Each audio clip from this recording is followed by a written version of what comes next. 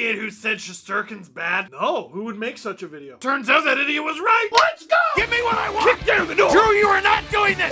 Not nice! There's a giant head! You hear yourself? I made like 2,000 of these. I'd like to have fun. With you wherever you are, welcome to LFR. No victory puppies tonight because it is 1 a.m. at the time I'm shooting this because I went to the Leaf game. I will give you 2 victory puppies next time. Oh, Steve, like you have 2 dogs? No, I had 2 dogs. Thank you for reminding me. I mean, I'm going to give Iggy 2 treats, but thanks for bringing up a sad memory. But oh, baby, Leafs win! 3-2 in overtime, Mitchell, over the New York Rangers. First, think you know which way it's going to go? Your bet at Sports Interaction. When the puck drops, Sports Interaction has you covered before the game, live betting on all major sports, and prop bets. Do they have one on overtime ending in 15 seconds? Want to bet? Visit sportsinteraction.com/SDPN and download the brand new app. It's 19 plus though.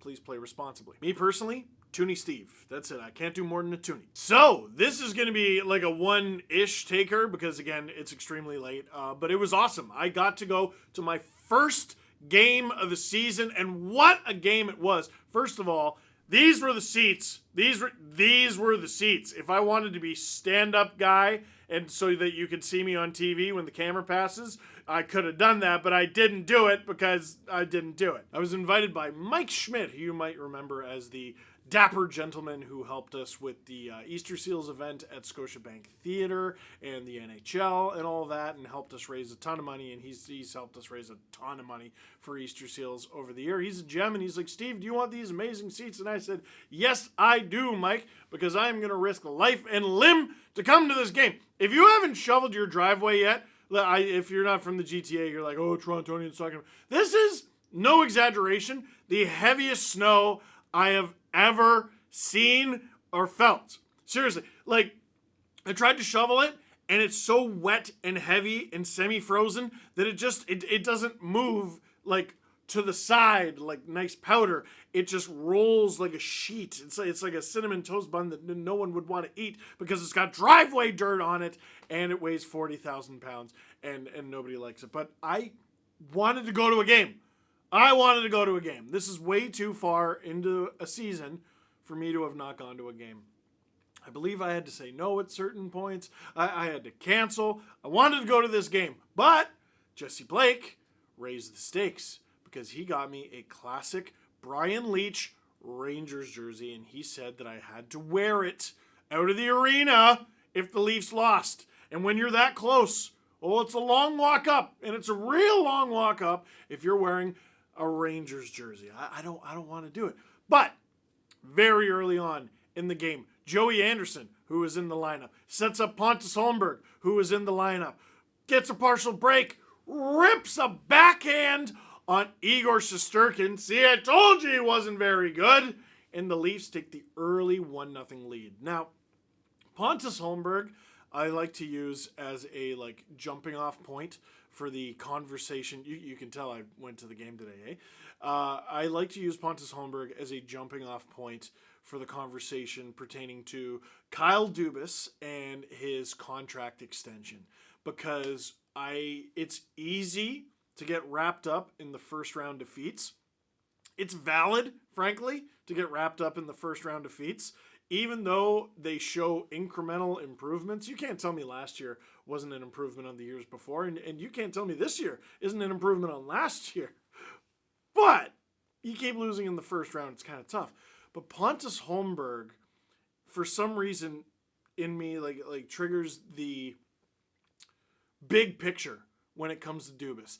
And it drives home the fact that he actually hasn't been here that long. He's been with the organization for a while. He's been with the organization since 2014. He's only been the GM since 2018. And they've been in go-for-it mode the whole time. And we didn't always love some of the trades he made. And Nick Foligno cost an arm and a leg and a back, unfortunately. And now he's on the Bruins and they're in first place. And isn't that hilarious? But we're starting to see Dubas's picks hit. And we're starting to see, Holmberg was like an overage, he was in a second draft year, 6th round pick. Matthew Nyes looks like a pretty gosh darn good pick. Fraser Minton looks like a pretty gosh darn good pick. Bobby McMahon is doing an incredible job in the lineup, and that dude wasn't even drafted. He just signed him as a free agent. So, who are you going to bring in who's going to make the team better? I think you got to give him at least a 2-year extension, but if I'm Dubas, I'm asking for 5. I don't know how you do it. I just think there's no situation, even if the Leafs were to lose in the first round again this year, there's no situation where it makes sense to get rid of Kyle Dubas. He also signed Ilya Samsonov to a spectacular contract that is working out spectacularly. Did you know that it's basically an automatic win when he is in net for the Leafs? Well, he was certainly playing like it through the first, and the first one that beats him, you can't tell me you saw coming. I was sitting at the Leafs blue line when this puck went in. Like, I had front row seats, second row seats, literally, right there. Had no idea what happened. Everyone in the section said, what? Had no idea. I thought it was a one-timer or something, but Philip Hedl, off the draw, cheeky, beats Ilya Samsonov, and you know what? January, regular season game, you ended up winning it anyway.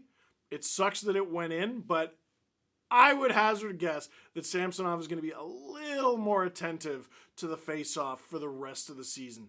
He didn't like it. We saw his body language up close and personal. He was pissed. And wouldn't you be?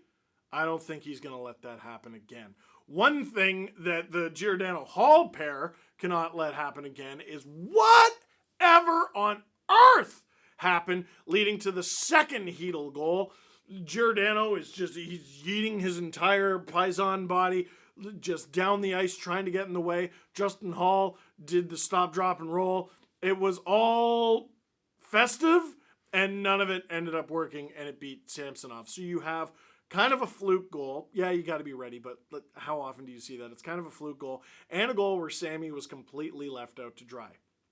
Leafs get their opportunities on the Rangers, but ultimately this is another game where they were outplayed in one period. In the second, I don't think they were dominated though. They let the Habs dominate them in the second period in their game. Who was the last game? The Islanders.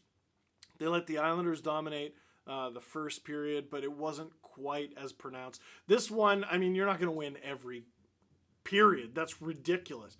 So we head to the third, and the Leafs are getting their opportunities, and the power play has been knocking at the door all night, even though they're not quite getting it done. And Matthews is starting to sniff around, and they're blasting shots from the point, and they're looking for tips, and they're looking for deflections, and they finally get a golden rebound off of a John Tavares tip. Timothy Liljegren, this dude, what an in-season improvement. It's amazing watching this guy blossom into exactly the type of player the Leafs need, and not a moment too soon. 4.5 to go in the game. The Leafs almost iced this thing in regulation. Matthews almost had one. Tavares off the bar with a second to go. Oh, that happened right in front of me too. I was so upset, but now we go to overtime. So it's David Kampf, it's Mitch Marner, and it's Timothy Liljegren. I believe this was the trio that the Leafs started with last time. They briefly did Kampf with Liljegren, and I want to say Sandin. I want to say they did that a couple times, but we all know what the plan is. Kampf goes out there, he tries to win the faceoff, get the Leafs some possession, and then he heads for the bench, and you can bring out probably Matthews. And if you lose the faceoff, well, David Kampf, your most capable defensive forward, or just defensive dedicated forward, is out there.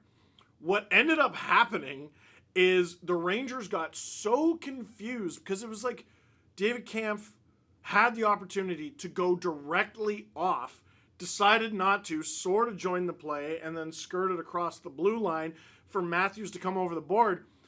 Marner gets a step on Panarin. The Leafs essentially have two guys on the ice when this happens. It's Marner and Liljegren, and Matthews, I don't even think had crossed the blue line after Panarin's beat. Marner goes right around Keandre Miller, who I think is an incredibly talented player, incredibly underrated player, incredible future in this league. But oh, did he get burnt on this one. And Shesterkin looking silly on Marner's Bob Orr-esque goal. The reason my hair is so messed up is because he scored that goal. The first thing, I didn't high five anyone next to me or hug. That's not true. I did hug. I like to hug. But I just grabbed my hair. I just grabbed my hair because I couldn't believe what I saw. Mitchell, that's actually ridiculous. And the Leafs pull off the 3-2 overtime win. Igor Shesterkin, nope, not Igor, Ilya Samsonov. I almost said Ilya Shesterkin. Ilya Samsonov has now out-dueled Sorokin and Shesterkin in back-to-back games. Keith mentioned Joey Anderson's performance. He drew 2 penalties and he had the assist on the opening goal. You see the Leafs are doing a lot of juggling, and Kerfoot's on the 4th line, which is something they sort of tried last year. And who's going to be out of the lineup and in the lineup? Dryden Hunt is down with the Marlies. Joey Anderson's up. Joey Anderson's doing great. From Kyle Cushman, make that 5 drawn calls in 8 games for Joey Anderson. That is 5 times in 8 games of extremely limited ice time that Joey Anderson has given the Leafs the power play. That's fantastic. You know, when the Leafs originally got him for Andreas Johnsson, 1-for-1, by the way, there were younger Zach Hyman comparisons. Now, obviously, that's a tad overblown on account of Hyman has evolved into this incredible player. But this is young Hyman-esque. He was a great drawer of penalties when he wasn't doing anything else in the game. Something else to shout out, Austin Matthews leads all NHL forwards in blocked shots with 63. He finished 10th in Selke voting when he scored 60 goals. And yes, 60 goals is impressive, but that's not what the Selke is for. He better finish higher than 10th this year, dude. He deserves it. And a little bit of Liljegren love before we get to the questions from Kevin Papetti. This is ridiculous. Timothy Liljegren hasn't been on for a 5-on-5 goal against in 8 straight games. He's been on for just 13 5-on-5 goals against in 38 games played. John Marino is the only defenseman who has been on for less goals against per minute this season. Since the start of last season, 5 players have played more 5-on-5 minutes than Liljegren and have a better goals for percentage. Grzelcyk, McAvoy, Taves, Makar, Spurgeon. 3 players have played more 5-on-5 minutes than Liljegren and have a better expected goals for percentage. Grzelcyk, McAvoy, Slavin. Especially in this market where I feel like defenders probably get it the worst out of any of the players, like per capita. Like Liljegren is absolutely fantastic. He's exactly what they need. They needed a right-handed defenseman of his quality. And I think given the way his early career went, he's better than anyone could have hoped for. Questions from the SDPN Discord this time. Do you think Samsonov deserves a long run of starts over Murray? He's been solid in net for the past few games. I think the obvious answer is yes, especially if the game is at home, because Samsonov is a ridiculous 14-0-1 at home. It is gosh darn near February, and this dude hasn't lost in regulation at home? Yeah, I think he might be the starter. Now, you got to play Murray a bit, and I was thinking this to myself, like, how is Murray supposed to stay sharp? How is he supposed to be his best? That's the gig. That's the gig. You ride the hot hand. He's had to deal with this before. He was a rookie in the Stanley Cup playoffs, and it wasn't just handed to him. He took it. He took it from Marc-Andre Fleury. That's wild. Can he do it again in 2023?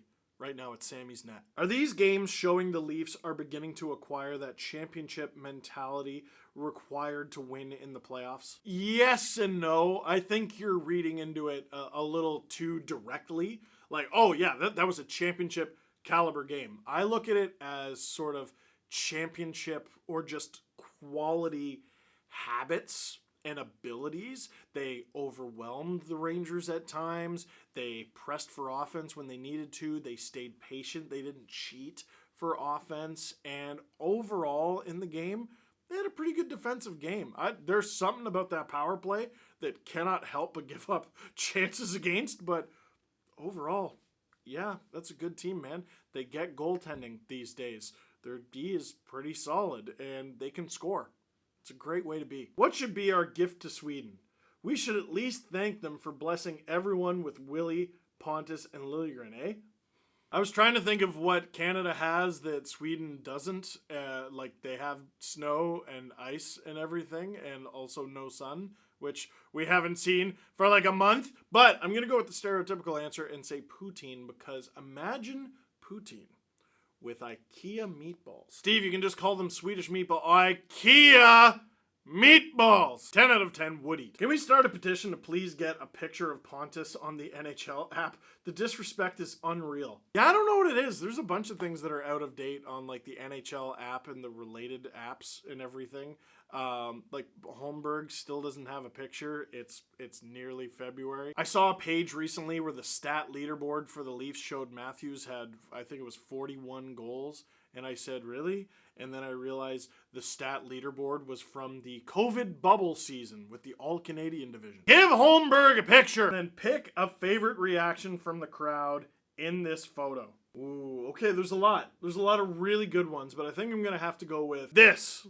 Yeah, this one. This one's the best. This is definitely the best. The best. So that is it for this one. Thank you very much for watching. Click like if you like this video. Click subscribe if you really liked it. Tell all your friends. You know what? I think we should end with some words from Mitch Marner, who, after scoring that ridiculous overtime winner, pulled the media aside and had some words about mental health. I like this. I just want to say, you know, obviously mental health is a big thing in this world nowadays, in sports, without sports, everything going on. So even though it's mental health day to day, never be afraid to reach out, call someone, ask people how they're doing, and you know, we're all there for one another, and we want this world to be a better place. So don't be afraid to reach out to anyone whenever in need, and you got a lot of people around you that love you and want to talk to you and make sure you're okay. So never be afraid to reach out.